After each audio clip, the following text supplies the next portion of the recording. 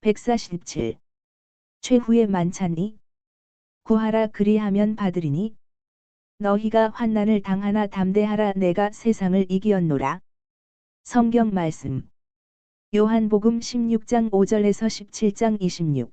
지금 내가 나를 보내신 이에게로 가는데 너희 중에서 나더러 어디로 가는지 묻는 자가 없고 도리어 내가 이 말을 함으로 너희 마음에 근심이 가득하였도다. 그러나 내가 너희에게 실상을 말하노니 내가 떠나가는 것이 너희에게 유익이라. 내가 떠나가지 아니하면 보혜사가 너희에게로 오시지 아니할 것이요 가면 내가 그를 너희에게로 보내리니 그가 와서 죄에 대하여 의에 대하여 심판에 대하여 세상을 책망하시리라. 죄에 대하여라 함은 그들이 나를 믿지 아니함이요 의에 대하여라 함은 내가 아버지께로 가니 너희가 다시 나를 보지 못함이요 심판에 대하여라 함은 이 세상 임금이 심판을 받았음이라. 내가 아직도 너희에게 이를 것이 많으나 지금은 너희가 감당하지 못하리라. 그러나 진리의 성령이 오시면 그가 너희를 모든 진리 가운데로 인도하시리니 그가 스스로 말하지 않고 오직 들은 것을 말하며 장래 일을 너희에게 알리시리라. 그가 내 영광을 나타내리니 내 것을 가지고 너희에게 알리시겠음이라. 무릇 아버지께 있는 것은 다 내 것이라. 그러므로 내가 말하기를 그가 내 것을 가지고 너희에게 알리시리라 하였노라. 조금 있으면 너희가 나를 보지 못하겠고 또 조금 있으면 나를 보리라 하시니 제자 중에서 서로 말하되 우리에게 말씀하신 바 조금 있으면 나를 보지 못하겠고 또 조금 있으면 나를 보리라 하시며 또 내가 아버지께로 감이라 하신 것이 무슨 말씀이냐 하고 또 말하되 조금 있으면이라 하신 말씀이 무슨 말씀이냐 무엇을 말씀하시는지 알지 못하노라 하거늘 예수께서 그 묻고자 함을 아시고 이르시되 내 말이 조금 있으면 나를 보지 못하겠고 또 조금 있으면 나를 보리라 함으로 서로 문의하느냐. 내가 진실로 진실로 너희에게 이르노니 너희는 곡하고 애통하겠으나 세상은 기뻐하리라. 너희는 근심하겠으나 너희 근심이 도리어 기쁨이 되리라. 여자가 해산하게 되면 그 때가 이르렀으므로 근심하나 아기를 낳으면 세상에 사람 난 기쁨으로 말미암아 그 고통을 다시 기억하지 아니하느니라. 지금은 너희가 근심하나 내가 다시 너희를 보리니 너희 마음이 기쁠 것이요 너희 기쁨을 빼앗을 자가 없으리라. 그 날에는 너희가 아무것도 내게 묻지 아니하리라. 내가 진실로 진실로 너희에게 이르노니 너희가 무엇이든지 아버지께 구하는 것을 내 이름으로 주시리라. 지금까지는 너희가 내 이름으로 아무것도 구하지 아니하였으나 구하라 그리하면 받으리니 너희 기쁨이 충만하리라. 이것을 비유로 너희에게 일렀거니와 때가 이르면 다시는 비유로 너희에게 이르지 않고 아버지에 대한 것을 밝히 이르리라. 그 날에 너희가 내 이름으로 구할 것이요 내가 너희를 위하여 아버지께 구하겠다 하는 말이 아니니 이는 너희가 나를 사랑하고 또 내가 하나님께로부터 온 줄 믿었으므로 아버지께서 친히 너희를 사랑하심이라. 내가 아버지에게서 나와 세상에 왔고 다시 세상을 떠나 아버지께로 가노라 하시니 제자들이 말하되 지금은 밝히 말씀하시고 아무 비유로도 하지 아니하시니 우리가 지금에야 주께서 모든 것을 아시고 또 사람의 물음을 기다리시지 않는 줄 아나이다. 이로써 하나님께로부터 나오심을 우리가 믿사옵나이다. 예수께서 대답하시되 이제는 너희가 믿느냐. 보라 너희가 다 각각 제 곳으로 흩어지고 나를 혼자 둘 때가 오나니 벌써 왔도다. 그러나 내가 혼자 있는 것이 아니라 아버지께서 나와 함께 계시느니라. 이것을 너희에게 이르는 것은 너희로 내 안에서 평안을 누리게 하려 함이라. 세상에서는 너희가 환난을 당하나 담대하라. 내가 세상을 이기었노라. 예수께서 이 말씀을 하시고 눈을 들어 하늘을 우러러 이르시되 아버지여 때가 이르렀사오니 아들을 영화롭게 하사 아들로 아버지를 영화롭게 하게 하옵소서. 아버지께서 아들에게 주신 모든 사람에게 영생을 주게 하시려고 만민을 다스리는 권세를 아들에게 주셨음이로소이다. 영생은 곧 유일하신 참 하나님과 그가 보내신 자 예수 그리스도를 아는 것이니이다. 아버지께서 내게 하라고 주신 일을 내가 이루어 아버지를 이 세상에서 영화롭게 하였사오니 아버지여 창세전에 내가 아버지와 함께 가졌던 영화로서 지금도 아버지와 함께 나를 영화롭게 하옵소서. 세상 중에서 내게 주신 사람들에게 내가 아버지의 이름을 나타내었나이다. 그들은 아버지의 것이었는데 내게 주셨으며 그들은 아버지의 말씀을 지키었나이다. 지금 그들은 아버지께서 내게 주신 것이 다 아버지로부터 온 것인 줄 알았나이다. 나는 아버지께서 내게 주신 말씀들을 그들에게 주었사오며 그들은 이것을 받고 내가 아버지께로부터 나온 줄을 참으로 세상으로 아오며 아버지께서 나를 보내신 줄도 믿었사옵나이다. 내가 그들을 위하여 비옵나니 내가 비옵는 것은 세상을 위함이 아니요 내게 주신 자들을 위함이니이다. 그들은 아버지의 것이로소이다. 내 것은 다 아버지의 것이요 아버지의 것은 내 것이온데 내가 그들로 말미암아 영광을 받았나이다. 나는 세상에 더 있지 아니하오나 그들은 세상에 있사옵고 나는 아버지께로 가옵나니 거룩하신 아버지여 내게 주신 아버지의 이름으로 그들을 보전하사 우리와 같이 그들도 하나가 되게 하옵소서. 내가 그들과 함께 있을 때에 내게 주신 아버지의 이름으로 그들을 보전하고 지키었나이다. 그 중에 하나도 멸망하지 않고 다만 멸망의 자식뿐이오니 이는 성경을 응하게 함이니이다. 지금 내가 아버지께로 가오니 내가 세상에서 이 말을 하옵는 것은 그들로 내 기쁨을 그들 안에 충만히 가지게 하려 함이니이다. 내가 아버지의 말씀을 그들에게 주었사오매 세상이 그들을 미워하였사오니 이는 내가 세상에 속하지 아니함 같이 그들도 세상에 속하지 아니함으로 인함이니이다. 내가 비옵는 것은 그들을 세상에서 데려가시기를 위함이 아니요 다만 악에 빠지지 않게 보전하시기를 위함이니이다. 내가 세상에 속하지 아니함 같이 그들도 세상에 속하지 아니하였사옵나이다. 그들을 진리로 거룩하게 하옵소서. 아버지의 말씀은 진리니이다. 아버지께서 나를 세상에 보내신 것 같이 나도 그들을 세상에 보내었고 또 그들을 위하여 내가 나를 거룩하게 하오니 이는 그들도 진리로 거룩함을 얻게 하려 함이니이다. 내가 비옵는 것은 이 사람들만 위함이 아니요 또 그들의 말로 말미암아 나를 믿는 사람들도 위함이니 아버지여 아버지께서 내 안에 내가 아버지 안에 있는 것 같이 그들도 다 하나가 되어 우리 안에 있게 하사 세상으로 아버지께서 나를 보내신 것을 믿게 하옵소서. 내게 주신 영광을 내가 그들에게 주었사오니 이는 우리가 하나가 된 것 같이 그들도 하나가 되게 하려 함이니이다. 곧 내가 그들 안에 있고 아버지께서 내 안에 계시어 그들로 온전함을 이루어 하나가 되게 하려 함은 아버지께서 나를 보내신 것과 또 나를 사랑하심 같이 그들도 사랑하신 것을 세상으로 알게 하려 함이로소이다. 아버지여 내게 주신 자도 나 있는 곳에 나와 함께 있어 아버지께서 창세 전부터 나를 사랑하심으로 내게 주신 나의 영광을 그들로 보게 하시기를 원하옵나이다. 의로우신 아버지여 세상이 아버지를 알지 못하여도 나는 아버지를 알았사옵고 그들도 아버지께서 나를 보내신 줄 알았사옵나이다. 내가 아버지의 이름을 그들에게 알게 하였고 또 알게 하리니 이는 나를 사랑하신 사랑이 그들 안에 있고 나도 그들 안에 있게 하려 함이니이다. PMG 말씀 6순환 20 최후의 만찬에 대한 고찰 대시 전편에서 이어집니다. 아무도 나보고 어디로 가십니까? 하고 묻지 않고 슬픔으로 인해서 너희의 말문이 막혔다. 그러나 내가 가는 것이 너희에게도 유익하다. 내가 가지 않으면 위로자가 오시지 않을 것이다. 내가 그분을 보내겠다. 그분이 오시면 그분이 너희에게 부어 주실 지혜와 말씀을 통하여 또 일과 영웅적 행위로 그가 하느님을 죽인 죄와 내 성덕의 정당함을 세상에 확인시키실 것이다. 그러면 세상은 하느님의 원수인 하느님께 버림받은 자들과 믿는 사람도 뚜렷이 갈라질 것이다. 믿는 사람들은 그들의 의지에 따라 더 거룩하거나 덜 거룩하거나 할 것이다. 그러나 세상의 왕과 그의 종들에 대한 심판은 이미 행하여졌을 것이다. 너희들이 알아듣지 못하겠기 때문에 그에 대하여 더 말해 줄 수가 없다. 그러나 하느님의 위로자이신 그분이 너희에게 진리를 온전히 깨닫게 하실 것이다. 그분은 자기 생각대로 말씀하시지 않고 하느님의 정신에게서 들은 모든 것을 말씀하실 것이며 앞으로 다가올 일도 알려주실 것이다. 그분은 나에게서 오는 것, 즉 아직 아버지께 속해 있는 것에서 오는 것을 가지고 오셔서 너희에게 말씀하실 것이다. 조금 있으면 너희가 나를 보지 못하게 될 것이고 또 조금 있으면 나를 보게 될 것이다. 너희들은 서로 또 너희 마음 속으로 중얼거린다.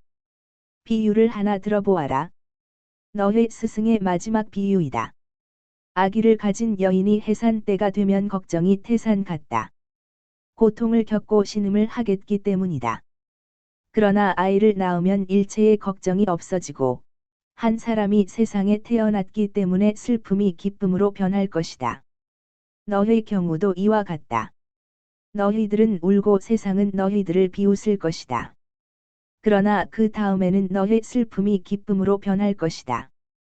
그 기쁨은 세상이 결코 알지 못할 것이다. 지금은 너희가 슬퍼하고 있다. 그러나 너희가 나를 다시 보게 되면 너희 마음에 기쁨이 넘칠 것이며 그 기쁨은 아무도 빼앗아가지 못할 것이다. 하도 가득한 기쁨이어서 동시에 정신과 마음과 육체를 위하여 청할 필요가 일체 희미하게 할 지경이다. 너희는 다른 것은 무엇이든지 다 잊어버리고 나를 보는 것만으로 만족을 얻을 것이다.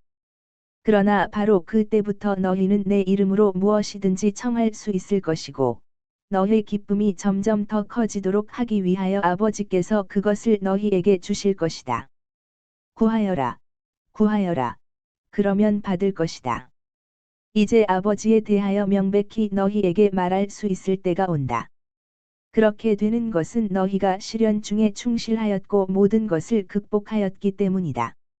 너희의 사랑은 시련 중에 너희에게 힘을 줄 것이기 때문에 완전할 것이다. 그리고 너희에게 부족한 것은 나의 무한한 보고에서 거내어 보태주며 이렇게 말할 것이다. 아버지 보십시오. 저들은 제가 아버지에게서 왔다는 것을 믿고 저를 사랑했습니다. 나는 세상에 내려왔다가 이제 세상을 떠나 아버지께로 가니 너희를 위하여 기도하겠다. 5. 지금은 선생님이 명백히 밝혀 말씀하십니다. 이제는 선생님이 무슨 말씀을 하시는지 알겠고 선생님이 무엇이든지 아신다는 것과 누가 여쭈어 보지 않아도 대답하신다는 것을 알겠습니다. 참으로 선생님은 하느님께로부터 오십니다. 이제야 믿느냐? 마지막 시간에야 내가 너희에게 말하는 것이 3년째나 된다. 그러나 하느님이신 빵과 사람에게서 오지 않은 피인 포도주가 벌써 너희 안에서 효과를 내고 너희에게 신격화의 첫 번 전율을 준다. 너희들이 내 사랑과 나를 차지하는 데에 꾸준하면 하느님이 될 것이다. 사탄이 아담과 하와에게 말한 것처럼 말고 내가 말하는 대로 말이다. 이것이야말로 선과 생명의 나무의 진짜 열매이다. 그것을 먹고 사는 사람 안에서는 악이 지고 죽음이 사라졌다. 그것을 먹는 사람은 영원히 살 것이고 하느님의 나라에서 하느님이 될 것이다. 너희가 내 안에 머물러 있으면 하느님이 될 것이다. 그러나 보아라, 너희 안에 이 빵과 이 피를 가지고 있으면서도 너희가 흩어질 시간이면 너희를 위하여 떠나버리고 나를 혼자 남겨둘 것이다. 그러나 나는 혼자가 아니다. 아버지께서 나와 함께 계시다. 아버지, 저를 버리지 마십시오. 나는 너희에게 말을 다 했다. 너희에게 내 평화를 주기 위하여 너희는 또 압제를 당할 것이다. 그러나 믿음을 가져라. 내가 세상을 이겼다. 예수께서는 일어나셔서 팔을 십자형으로 벌리시고 빛나는 얼굴로 아버지께 장엄한 기도를 드리신다. 요한이 이 기도를 그대로 다 적어 놓았다. 사도들은 크게, 작게 드러내놓고 소리를 내서 운다. 끝으로 그들은 찬가를 하나 부른다. 예수께서는 그들에게 강복하신 다음 이렇게 명령하신다. 이제는 겉옷을 입고 떠나자. 안드레아야, 집 주인에게 내 뜻이 그러니 모든 것을 이대로 놓아두라고 일러라. 내일 너희가 이곳을 다시 보는 것이 기쁠 것이다. 예수께서 그곳을 둘러보신다. 벽과 가구와 모든 것에 강복을 주시는 것 같다. 그리고는 겉옷을 입으시고 제자들과 앞장을 서서 떠나신다. 예수님 곁에는 요한이 있는데 예수께서는 그에게 의지하신다. 어머니께 인사 안 하십니까? 하고 제베데오의 아들이 묻는다. 아니다. 벌써 다 했다. 소리를 내지 말아라. 램프에 횃불을 붙인 시몬이 문으로 가는 넓은 복도를 밝힌다. 베드로가 조심스럽게 대문을 여니 모두가 길로 나간다. 그런 다음 열쇠를 돌려 밖에서 문을 잠그고 행길로 들어선다. 대시 19장 끝. 예수께서 이렇게 말씀하신다. 최후의 만찬 1화에서는 사람들을 위하여 음식이 되시는 하느님의 사랑에 대한 고찰 이외에 4가지 주요한 가르침이 나타난다. 첫째는 하느님의 아들들에 있어서 율법에 순종할 필요성이다. 율법에 의하면 과월절에는 지극히 높으신 분이 모세에게 주신 의식에 따라 어린 양을 잡아 먹어야 하였다. 그런데 참 하느님의 참 아들인 나는 하느님이라는 신분 때문에 율법이 면제된다고 생각하지 않았다. 세상에서는 내가 사람들 가운데에 있었고 사람들의 스승이었다. 그러므로 나는 하느님께 대하여 다른 사람들과 같이 다른 사람들보다 더 낮게 인간으로서의 의무를 해야 되었다. 하느님의 총애는 순종과 성덕을 점점 더 크게 하려는 노력을 면제시키지 않는다. 너희가 가장 높은 성덕을 하느님의 완전과 비교하면 그것이 항상 결점투성이라는 것을 깨닫게 될 것이고, 따라서 자신이 그 결점들을 없애고 할 수 있는 대로 하느님의 완전함과 비슷한 완전의 정도에 이르도록 힘써야 한다는 것을 깨닫게 될 것이다. 둘째는 마리아의 기도의 힘이다. 나는 육체가 된 하느님이었다. 흠이 없기 위하여 육체를 억제하기 위한 정신적인 힘을 가진 육체였다. 그런데도 나는 은총이 가득한 분의 도움을 거부하기는 고사하고 오히려 청한다. 그분은 그 속죄의 시간에도 그의 머리 위에 하늘이 막혀 있는 것을 발견하셨을 것은 사실이다. 그러나 천사의 모후이신 그분이 아들의 용기를 돋구어 주기 위하여 천사 하나를 빼내 오지 못할 정도는 아니었다. 5. 가엾은 어머니. 당신을 위하여 그러신 것은 아니었다.